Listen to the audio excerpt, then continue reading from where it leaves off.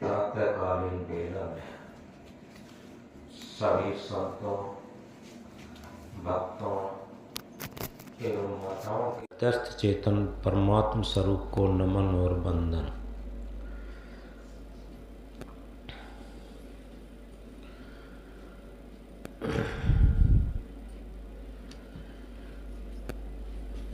आज ध्यान का तीसरा दिन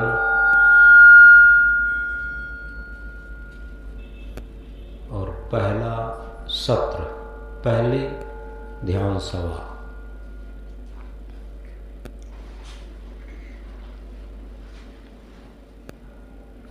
जो सुबह को प्रार्थना लगाई जाती है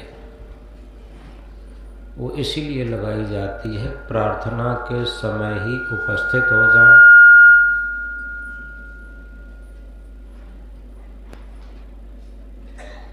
बाद में आने से डिस्टर्ब होता।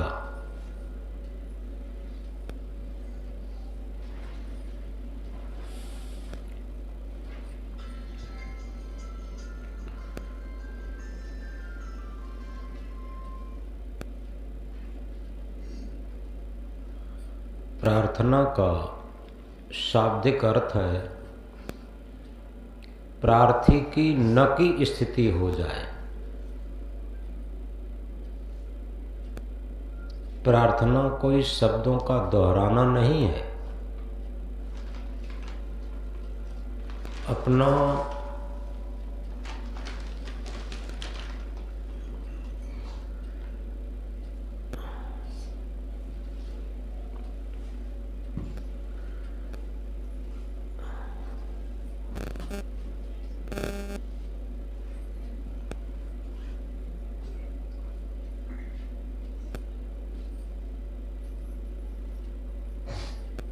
अपना हृदय इतना विनम्र हो, इतना अहंकार शून्य हो, हमारी आत्मा रूपी सद्गुरु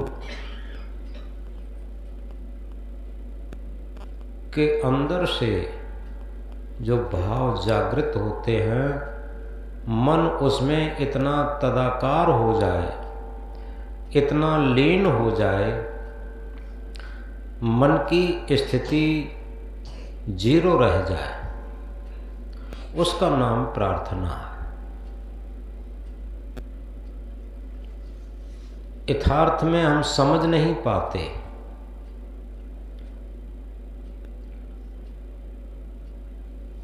केवल शब्दों का उच्चारण ही हम ज्ञान मान लेते। एक शब्द का उच्चारण न हो तब भी प्रार्थना हो सकती। हमारे मन में हृदय के तराजू पर तुला हुआ व्यवहार हो और मन अहंकार शून्य हो, उस टाइम प्रार्थना स्वाभाविक होती।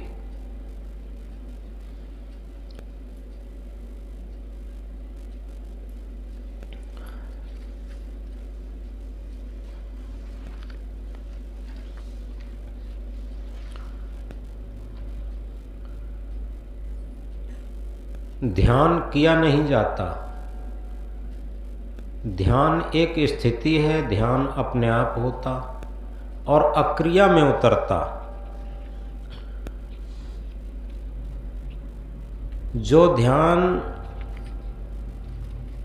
ये कहा जाता है, ध्यान कोई क्रिया नहीं है,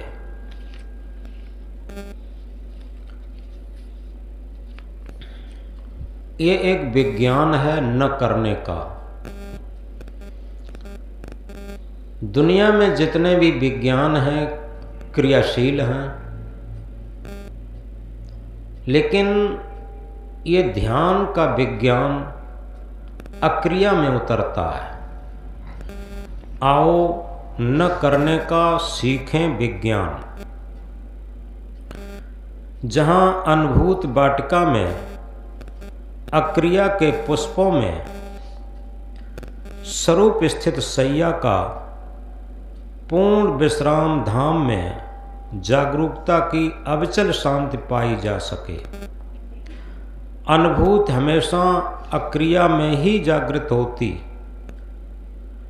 सुषुप्ति में बेभान अवस्था रहती, जागृत में तन और मन दोनों काम करते, स्वप्न में तन सो जाता, केवल मन काम करता।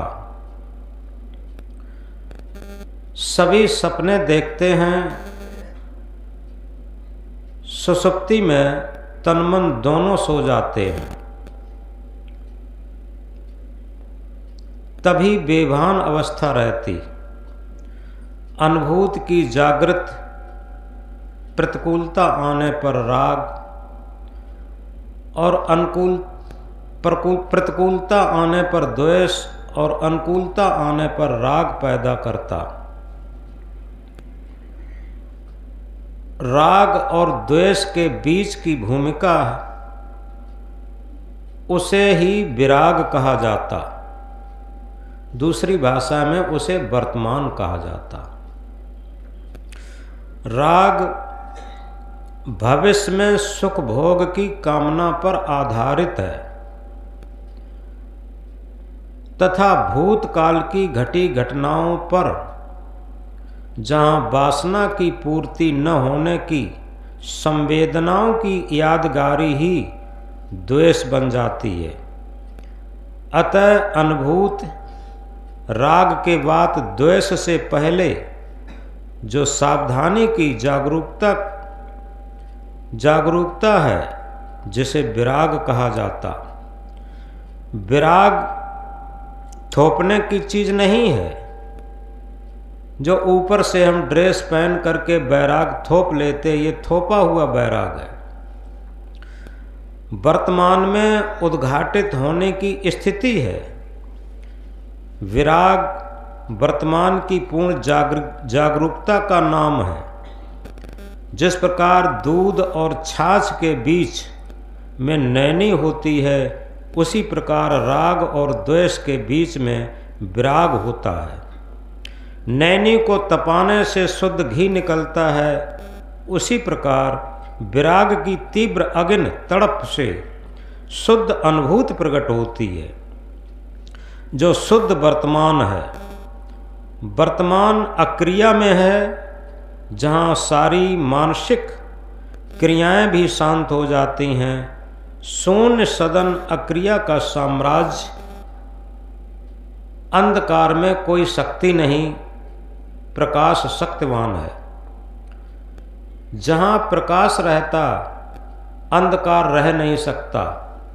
इसी प्रकार ज्ञान प्रकाश के समक्ष अज्ञान टिक नहीं सकता। अंधकार प्रकाश का अवरोधक नहीं बन सकता। उसी प्रकार विवेक ज्ञान, जिसे आत्मज्ञान कहा है, जिसे सेल्फ नॉलेज कहा है, जहाँ पर पोथी के थोपे हुए ज्ञान की बात नहीं, ऐसा ज्ञान चेतना की स्वाभाविक जागरूकता से प्रस्फुटित ज्ञान के समक्ष अज्ञान टिक नहीं सकता। ज्ञान किन्हीं शब्दों के जोड़ को नहीं कहते। जहाँ निशब्दता विद्यमान हो, शब्द के पहले निशब्दता थी और शब्द के बाद भी रहेगी। संकल्प उठने से पहले भी संकल्प शून्यता थी और संकल्प के बाद भी रहेगी। क्रिया से पहले अक्रिया थी और क्रिया के बाद भी अक्रिया रहेगी। तो अक्रिया, संकल्प शून्यता, निशब्दता की स्थिति ही सहज समाधि है। संतो सहज समाधि भली। सहजता समाधि की स्वाभाविकता है। इन तथ्यों को हम पहले समझें। ये ध्यान के पहले की भूमिका है। यथार्थ में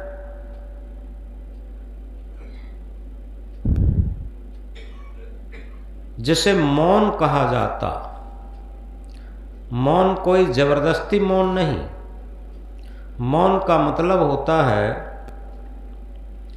जहाँ आँख देख न रही हो, कान सुन न रहे हों, जिह्वा चख न रही हो, त्वचा स्पर्श न कर रही हो, नाक गंध न ले रही हो, निशब्दता और मन निर्विचार स्थिति में हो, ये सच्चा ध्यान है।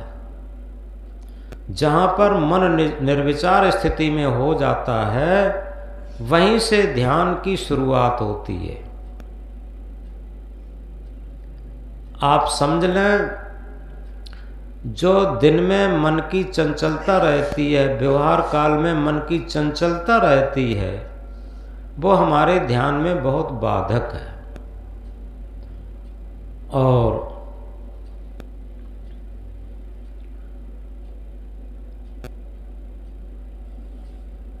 जीवन भर हम देखते रहे, लेकिन तब क्या हुआ? कौन सी उपलब्धि प्राप्त कर ली? जीवन भर सुनते रहे, जीवन भर चखते रहे, मना अनुकूल ये पंच विषय, इन्हीं में हमारी इंद्रियों की लंपटता रही और मन की लंपटता रही। अगर ज्ञान की ऊंची नीची बातें सीख ली, लेकिन इंद्रियां लंपट हैं, तो उसे लंपट ज्ञानी कहा जाता।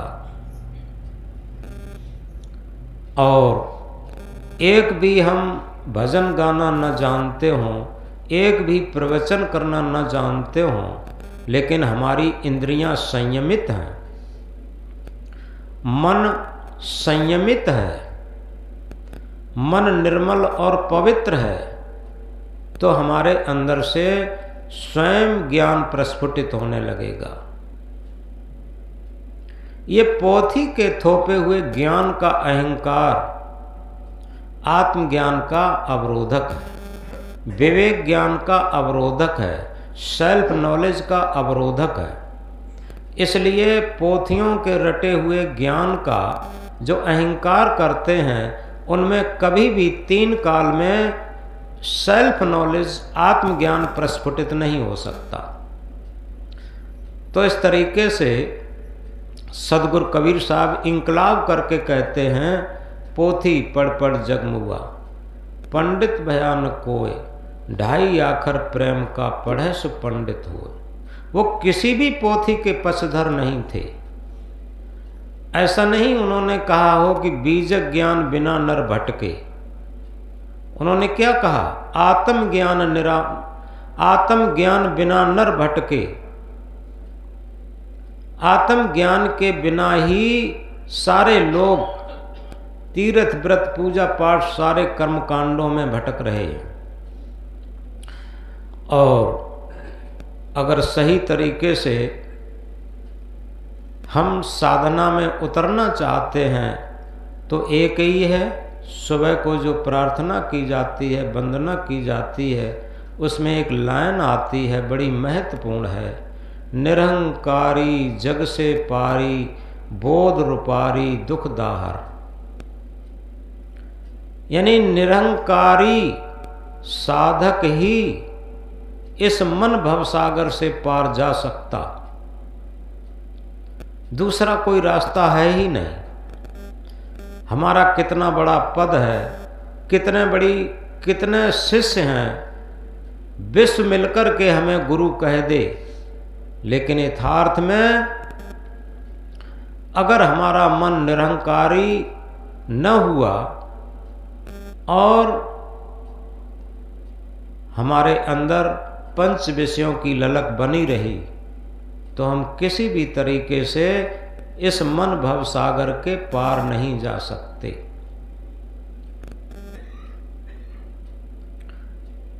अगर कहीं भव सागर भरा होता तो आज विज्ञान ने ऐसे ऐसे रॉकेट तैयार किए हैं जो चंद्रमा पर, मंगल पर पहुंच रहे हैं, तो क्या उस भवसागर को पार नहीं कर पाते? लेकिन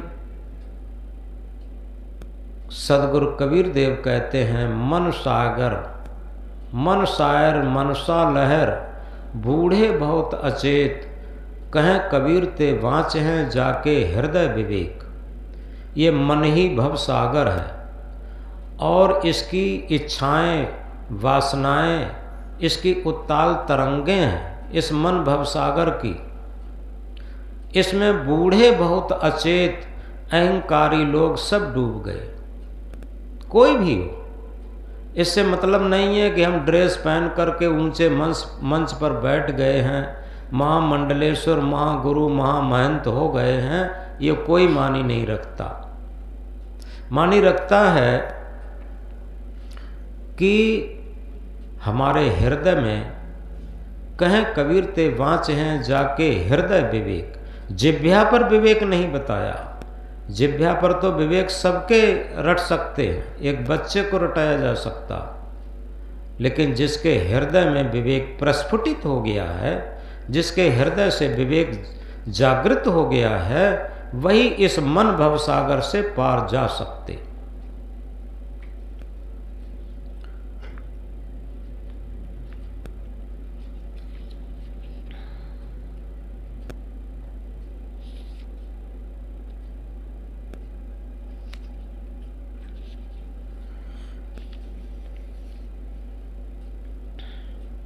अब हम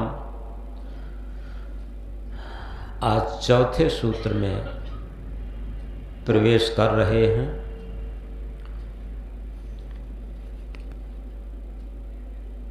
ध्यान की सहजता को समझना। ध्यान क्रिया नहीं है, ध्यान होता है अक्रिया अवस्था में। हमारी हलचल पर तो विजय पाई, जितनी बाहरी हलचल थी उस पर तो विजय पाई। अब मन की खीज खत्म होती जा रही है। साधना के समय मन में कोई विग्रह आ भी जाए तो अंदर खीज न पैदा हो। प्रसन्नता से मन की चंचलता स्वीकार करें। एक महत्वपूर्ण बात यह है, जो अपनी गलती स्वीकार करने लगता, होता क्या है, हम अपनी वाक्पटुता से, वाक चातुर्यता से अपनी गलतियों को छिपाने की कोशिश करते।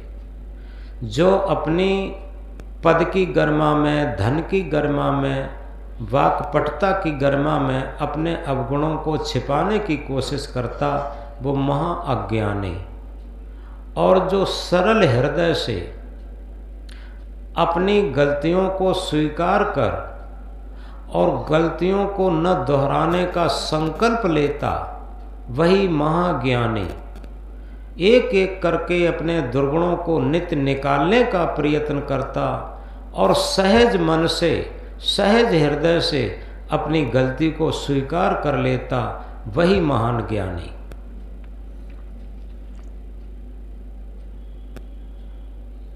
ऐसा करने से मन स्वयं अंतरतम होता हुआ अमन की स्थिति में आएगा। यही मन किसी दिन कुमन के रूप में था, फिर साधना ध्यान की परिपक्वता में सुमन होता हुआ दीर्घ काल के अभ्यास से आज मन अमन के भी रूप में अवस्थित देखा जाता। ये साधना की बहुत बड़ी सफलता है।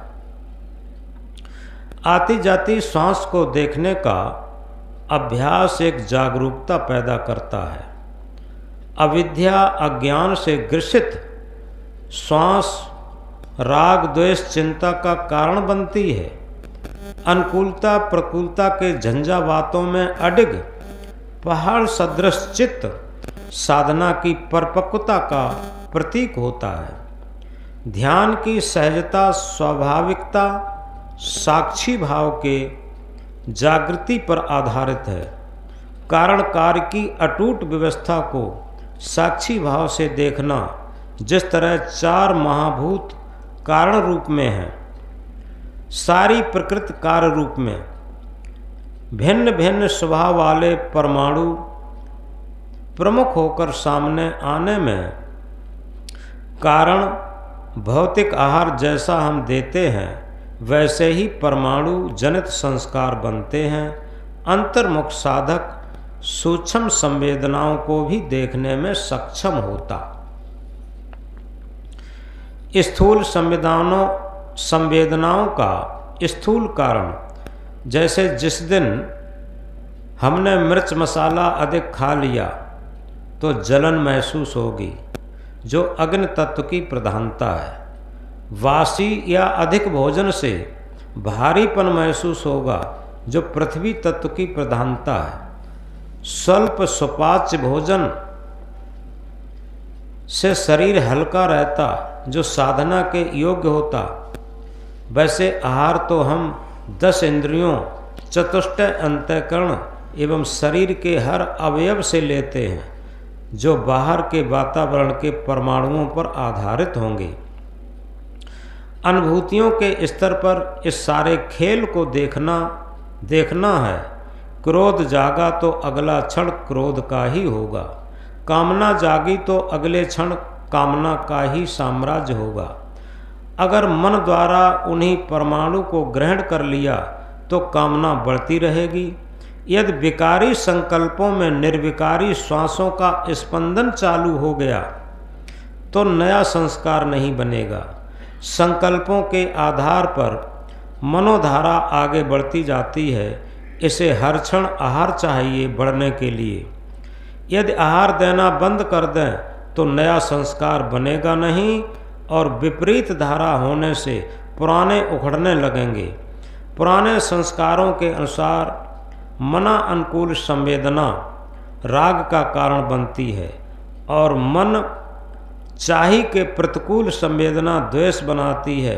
इस प्रकार राग द्वेष प्रभावित मन में नए संस्कार बनते जाते हैं। जैसे हमारा मन शुरू से जिन जिन विषयों में आसक्त है और उन विषयों की अनुकूलता आती है तो उसमें राग पैदा होता, यानी वही विषय बार बार हमें मिलते हैं, वही देखना, वही सुनना, वही खाना, वही पीना, ये सब होता रहता है तो राग बनता। जो मन की आसक्ति में जो भी कार्य करते हैं उनमें राग बनता, और जब वही मन की आसक्ति पूर्ति नहीं होती, उसमें अवरोध होता है तो द्वेष बनता। ये राग द्वेष ही हमारे बंधन का कारण है, हमारे कुसंस्कारों के निर्माण का कारण है। जिस प्रकार वर्तमान का क्षण नवनिर्मित संस्कार से प्रभावित है या पुराने संस्कारों से आच्छादित है, उसी प्रकार की संवेदना होगी तथा वैसे ही संकल्प होंगे और वैसे ही राग द्वेष जनित क्रिया होगी। मन और शरीर का गहरा संबंध है। मन से क्रोध है तो शरीर जलता है, भय से पूरे शरीर में कंपन होता। शरीर और मन में जो संस्कार चाहे 10 इंद्रियों के भोजन के कारण हो या वातावरण के कारण हो, भोजन ऐसा नहीं कि हम मुख से ही लेते हैं, 10 इंद्रियों से भोजन लेते तो, और तभी तो कहा है 10 इंद्रन पे मन रहे राजा, मन बस होए सिद्ध सब काजा। यथार्थ में ये मन 10 इंद्रियों का संचालक है, और अगर मन निर्मल हो गया, पवित्र हो गया, आध्यात्मिक भाव से परिपूर्ण रहता है तो निश्चित है 10 इंद्रियों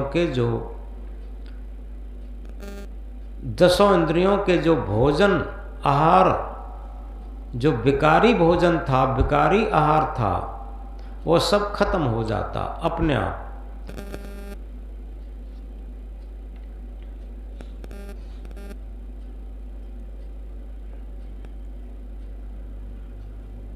दसों इंद्रियों के भोजन के कारण हो या वातावरण के कारण हो, अगर हम साक्षी भाव से देखना शुरू कर दें तो नए संस्कार नहीं बनेंगे। संबल न मिलने से पुराने क्षीण होने लगेंगे।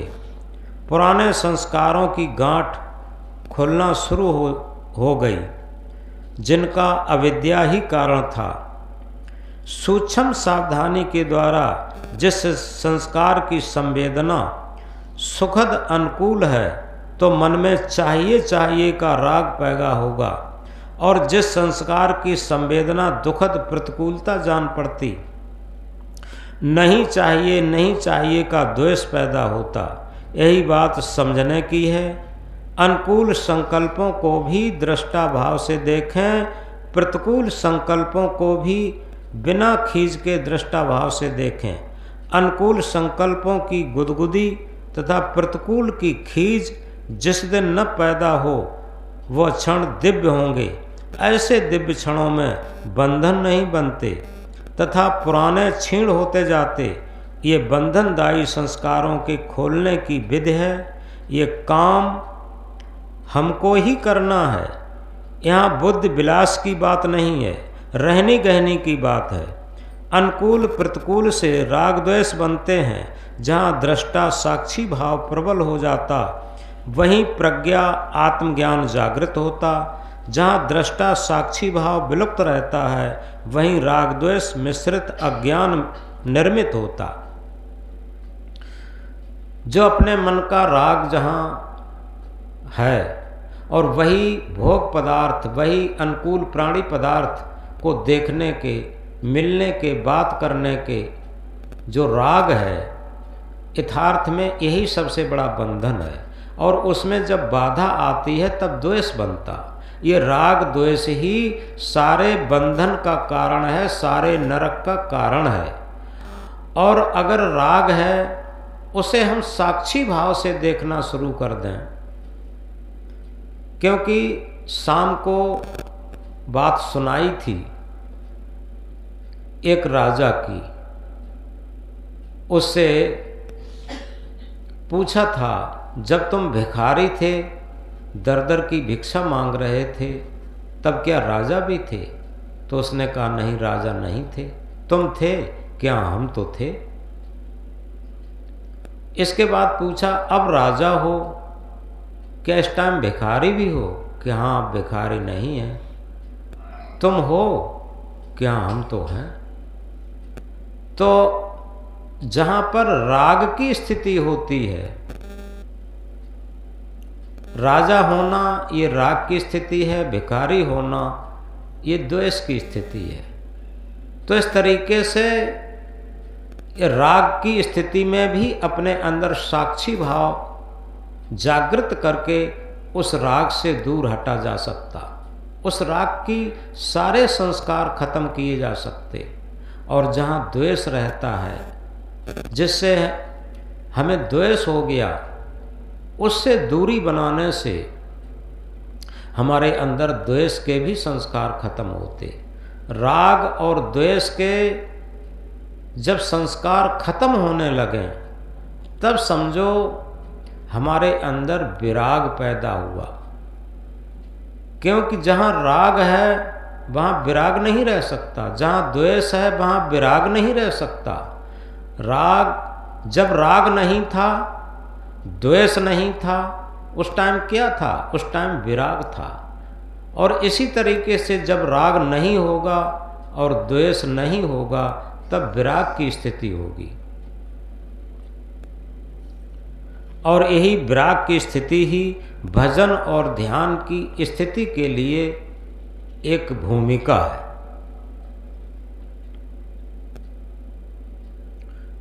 पुराने संस्कारों की गांठ खुलना शुरू हो गई, जिनका अविद्या ही कारण था। सूक्ष्म सावधानी के द्वारा जिस संस्कार की संवेदना सुखद अनुकूल है, तो मन में चाहिए का राग पैदा होगा। और जिस संस्कार की संवेदना दुखद प्रतिकूल जान पड़ती है, नहीं चाहिए का द्वेष पैदा होता। यही बात समझने की है। अनुकूल संकल्पों को भी दृष्टा भाव से देखें, प्रतिकूल संकल्पों को बिना खींच के दृष्टा भाव से देखें। अनुकूल संकल्पों की गुदगुदी तथा प्रतिकूल की खींच जिस दिन न पैदा हो वो क्षण महान दिव्य होंगे। ऐसे दिव्य क्षणों में बंधन नहीं बनते तथा पुराने क्षीण होते जाते। ये बंधनदायी संस्कारों के खोलने की एक विधि है। ये काम हमको ही करना है, जहाँ बुद्धि विलास की बात नहीं, रहनी गहनी की बात है। अनुकूल प्रतिकूल से राग द्वेष बनते हैं। जहाँ दृष्टा साक्षी भाव प्रबल हो जाता, वहीं प्रज्ञा आत्मज्ञान जागृत हो जाता। जहाँ दृष्टा साक्षी भाव विलुप्त रहता, वहीं राग द्वेष मिश्रित अज्ञान निर्मित होता रहता। इस प्रकार विवेक ज्ञान के साक्षित्व में सारे कार्य पूजा बन जाते हैं तथा आत्मज्ञान की जागृति में मन निर्मल होकर तत्क्षण जीवन मुक्त हो जाते। राग द्वेष निर्माण की स्थिति संसार की बंधनदायी स्थिति है। इसके विपरीत साक्षी भाव दृष्टा भाव जागृत होते ही परम स्वतंत्र स्वावलंबी स्वाभाविक मुक्त अवस्था आ जाती। राग और द्वेष आलस्य मन में बेचैनी और संदेह पैदा करके दृष्टा भाव को ढीला कर देते हैं। आत्म जागृति दृष्टा भाव ही उस समता का जीवन बनाता है जहाँ कोई नए संस्कारों का निर्माण नहीं, पुराना भी निर्माण विरोधी दृष्टा अक्रिया का साम्राज्य बंधनदायी आरोपित दुख स्वभाव को पलटकर परम समता के स्वाभाविक विशुद्ध भाव को जागृत कर देता है। सूर्य योग के द्वारा समता आकर दृष्टा भाव जागृत होता है, जो जीवन की परम सहजता है। वैराग्य वो नैराश्य के हों, जोश अणु अणु में भरे, आसक्त जग की त्यागने में प्राण निज कर पे धरे। नई रेख सुख अध्यास की अंतःकरण में ना रही, दुख दृष्ट जिनकी पुष्ट है लक्षण समाधि का यही। ये चौथा सूत्र है। इसमें साक्षी भाव जागृत करना है। साक्षी कहते हैं जिसके साक्षित्व में हमारे संकल्प विकल्प उठते हैं। मन इतना तीव्र हो गया है, हमारा साक्षी भाव जागृत ही नहीं है। यथार्थ में जिसका मन बहुत बलवती रहता, अपने मन की पूर्ति करता, उसके अंदर साक्षी भाव प्रसुप्त अवस्था में रहता है।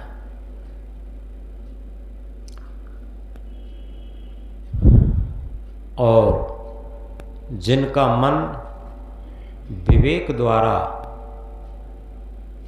आप देखें तुलसीदास अपनी पत्नी में कितने आसक्त थे। उनकी पत्नी का भाई तुलसीदास की अनुपस्थिति में अपनी बहन को लेकर के अपने घर चला गया था। वापस आकर देखा पत्नी घर पे नहीं है।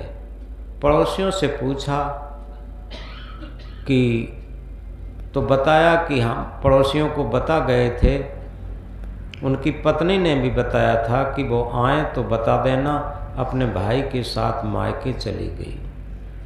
तुलसीदास रात में पीछे पीछे गए और वहाँ जहाँ तुलसीदास की ससुराल थी, बड़ी नदी पार करके और वहाँ पहुँचे। कवियों की भाषा में तो ये है, नदी चढ़ी हुई थी, मुर्दा पर बैठ के पार हुए। चलो जैसे पार हुए पार पहुँचे। इसके बाद ताला लग चुका था, रात हो चुकी थी और वो किसी तरीके से मकान पर चढ़ कर के जहाँ ऊपर पत्नी थी वहाँ पहुँचे। पत्नी ने आवाज़ सुनी बाहर, तो ये कहा कौन है? तुलसीदास ने कहा तुमको प्राणों से अधिक चाहने वाला तुलसी। पत्नी ने कहा तुम्हें शर्म नहीं आई? तुम पीछे पीछे चले आए। सुबह होगा, माता पिता देखेंगे, भाई भावज देखेंगे, सखियां सहेलियां देखेंगी तो क्या कहेंगी? तुम्हें शर्म नहीं आई? पीछे पीछे चले आए। इतनी आसक्ति, इतनी ममता, इतना मोह। ये प्रतिकूल बात ने तुलसीदास के अंदर जो मोह था, राग था, आसक्ति थी, उसे भस्म कर दिया। क्योंकि प्रतिकूलता की आग राग को भस्म करती है। आप कहीं भी देख लें, जिन महापुरुषों का, जिन भक्तों का हम जीवन पढ़ते हैं, उन्हें देखें, उन्हें कहीं न कहीं कोई न कोई प्रतिकूलता जरूर आई, लेकिन उस प्रतिकूलता में हम टूट जाते हैं अविवेक के कारण। अगर उस प्रतिकूलता का सदुपयोग कर लें तो निश्चित है हमारे अंदर विवेक जग सकता।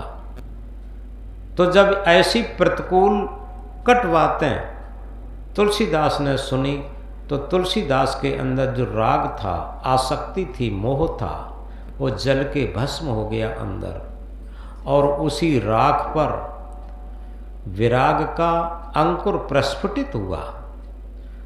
तुलसीदास उतनी ही रात जाने लगे।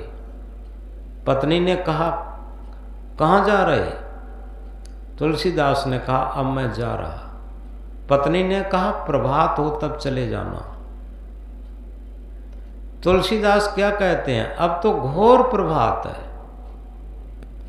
बाहर अंधेरी रात है, घोर प्रभात कहाँ हुआ? तुलसीदास के अंतःकरण में। तुलसीदास के अंतःकरण में, तुलसीदास के मन में घोर प्रभात हो गया। विराग की किरण फूट गई। जिस विराग को हम ऊपर से थोपते हैं वो विराग नहीं, ये अंदर से विराग की किरण फूट गई। और जब अंदर से विराग की किरण फूट गई, तुलसीदास जाने लगे। उनके अंदर से ही एक मंत्र निकला, अब तक नसानी अब न नसयों, अब तक नसानी अब न नसयों। ये मंत्र कहाँ से निकला? उनके हृदय से जब विराग की किरण फूटने लगी और राग खत्म हो गया, तो अब बार बार दोहराते हैं, अब तक नसानी अब न नसयों, अब तक नसानी अब न नसयों। और उनका विराग पूरे जीवन चला। जिन्होंने वैराग, तुलसीदास की जो एक वैराग्य संदीपनी पुस्तक भी है, पूर्ण वैराग्य से लिखी हुई। उन्होंने लिखा है, नैन सर जाहन लागा, महामोह से सोबत जागा। यानी नारी के नेत्रों के कटाक्ष बाण जिसके हृदय को नहीं भेद सके, वो महामोह अज्ञान से वही जाग सकता। ये तुलसीदास के शब्द हैं।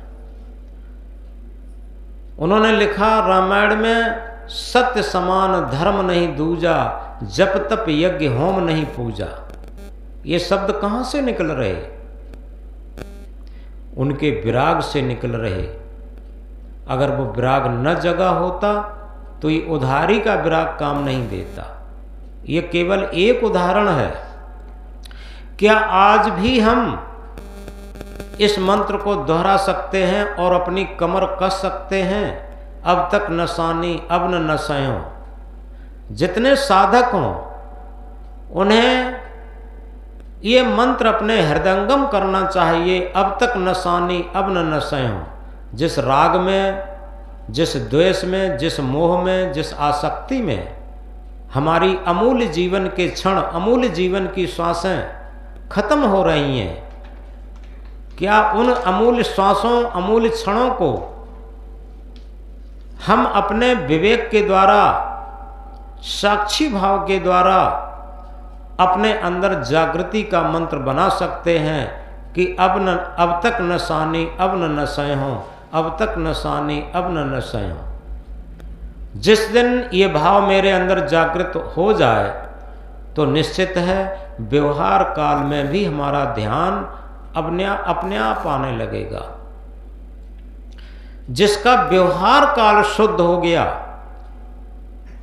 उसी का ध्यान काल शुद्ध हो सकता, और जिसका व्यवहार काल, क्योंकि व्यवहार काल ही ध्यान की भूमिका है। जो व्यवहार काल में मन इंद्रियों का लंपट बना रहता, वो ध्यान काल में कभी भी उसका मन एकाग्र नहीं हो सकता। ये नियम की बात है। और जिसका व्यवहार लंपटता के बिना केवल सहज हो जाता और विराग से ओतप्रोत हो जाता, आत्मा के भाव से ओतप्रोत जिसका व्यवहार रहता, उसी का मन ध्यान काल में एकाग्र होता और अमन की स्थिति में आता। तो इस तरीके से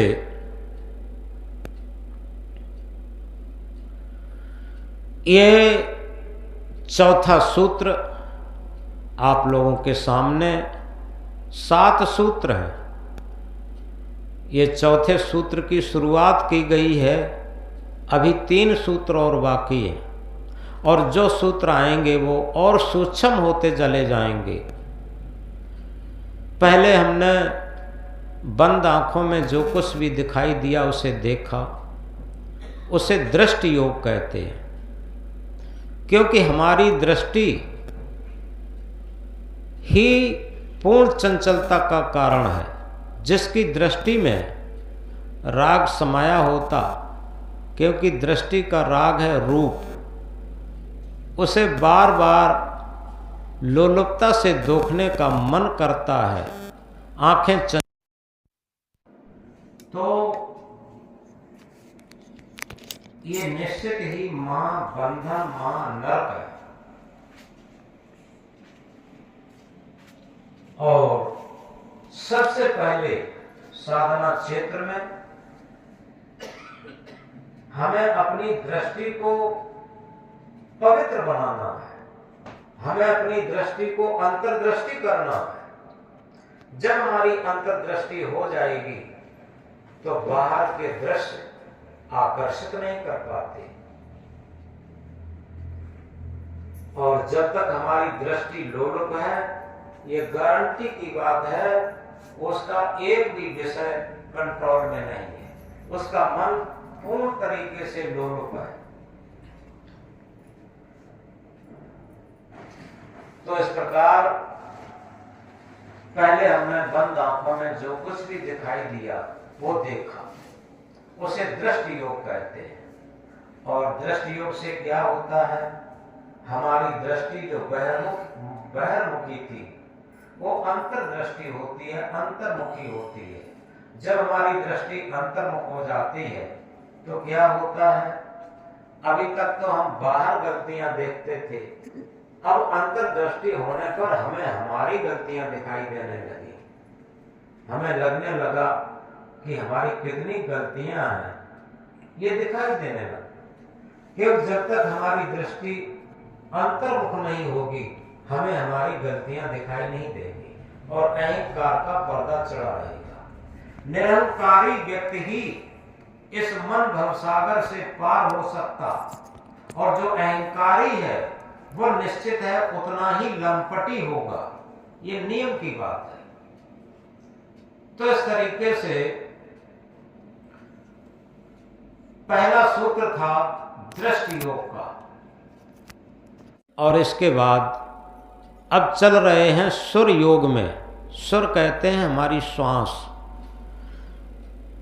पहले हमने अपने मन को ठहराया था, बंद आंखों में जो कुछ भी दिखाई दे उसे देखें, तो उसके देखते देखते देखते देखते हमारी दृष्टि अंतर्दृष्टि हुई।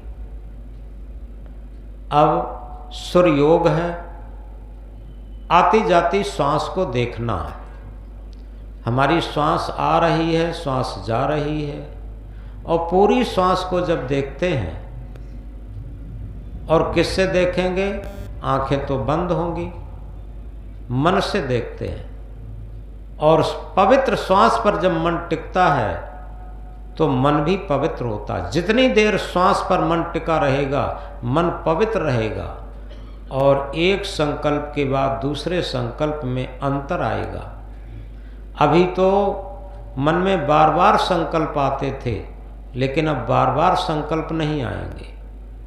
अब एक संकल्प के बाद दूसरे संकल्प में जो स्पेस होगा, अंतर आएगा, वो हमारी ध्यान की सफलता होगी। तो इसलिए अब हम अभ्यास में उतरेंगे।